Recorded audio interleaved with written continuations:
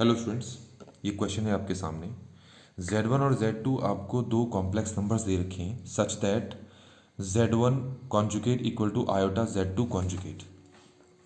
तो Z1 conjugate equal दे रखा है आयोटा Z2 कॉन्जुगेट। मैं क्या करता हूँ, दोनों तरफ फिर से कॉन्जुगेट लगाता हूँ, तो ये हो जाएगा Z1 का कॉन्जुगेट इक्वल टू आयोटा का कॉन्जुगेट ओवर Z2 के कॉन्जुगेट का कॉन्जुगेट।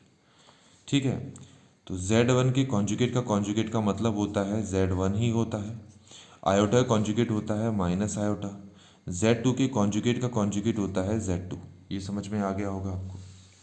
तो इस तरीके से आपको Z1 की यहाँ पर इक्वेशन फाइन मिल चुकी है। आगे आपसे कहा है कि argument of Z1 over Z2 conjugate pi के इक्वल दे रखा है। तो आपको सिंपली क्या करना है, इसको यहाँ पर पुट कर देना है। आर्गुमेंट Z1 की जगह हमारे पास आ जाएगा माइनस आयोटा Z2 और नीचे हमारे पास है Z2 का कॉन्जुगेट इक्वल टू हमारे पास क्या है, पाई। यहाँ तक समझ में आ गया होगा। ठीक हो गया। अब हमें एक चीज़ पता है पहले से, आप भी ये ध्यान में रखें कि जब आर्गुमेंट हम Z1 ओवर Z2 होता है तो इसको हम ऐसे लिखते हैं, argument of Z1 minus argument of Z2। ऐसे ही अगर ऐसे लिखा हो कि argument Z1 Z2 over Z3, तो इसको हम ऐसे लिख सकते हैं, argument Z1 plus argument Z2 minus argument Z3।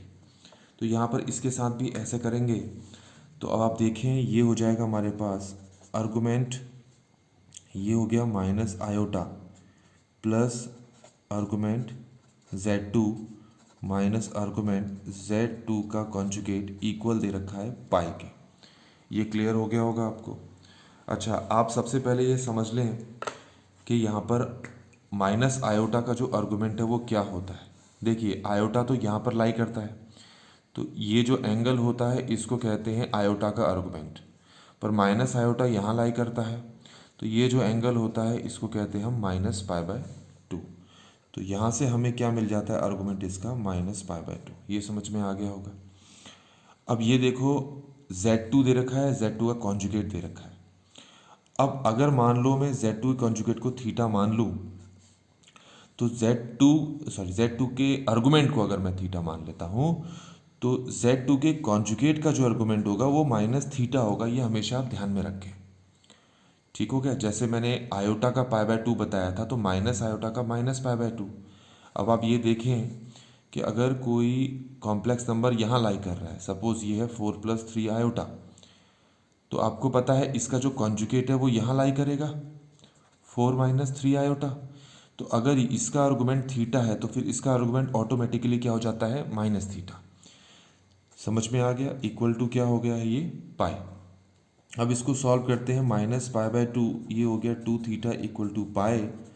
तो 2 थीटा हमारे पास 3 पाई बाय 2 आ गया और थीटा हमारे पास आ गया 3 पाई बाय 4। तो ये हमारे पास हो चुका है, थीटा हमारे पास आ चुका है 3 पाई बाय 4। थीटा हमारे पास इतना आ चुका है 3 पाई बाय 4।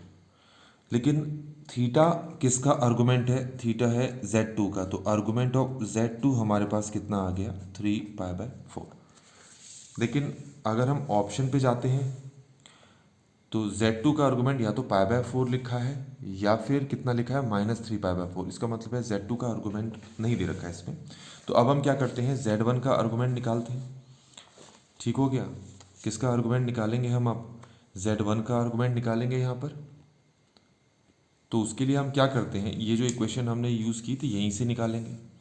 इसको मैं ज़रा दोबारा लिख लेता हूँ। Z1 equal to minus iota Z2 है, तो इसका मतलब है आर्गुमेंट ऑफ Z1 इक्वल हो जाएगा argument of minus iota Z2। इसको मैं ऐसे ही रहने देता हूँ और इसको दो हिस्सों में बांट देता हूँ, argument of minus iota plus argument of Z2। इसका तो अभी मैंने बताया था कि माइनस पाई बाय 2 होता है और इसका मैंने अभी सॉल्व करके दिखाया 3 पाई बाय 4 हो गया। अच्छा, इसको सॉल्व करके देखो, शायद आंसर पाई बाय 4 आ रहा है। तो इस तरीके से आपको Z1 का आर्गुमेंट भी पता लग गया जो कि है पाई बाय 4। तो अगर हम यहाँ पर जाएं तो ये देखें, तो Z1 का आर्गुमेंट जो है वो कितना आ रहा है, पाई बाय 4। इसका मतलब C ऑप्शन है हमारे आंसर से मैच कर रहा है। इस तरीके से बच्चों ये वाला क्वेश्चन यहाँ पर कंप्लीट होता है।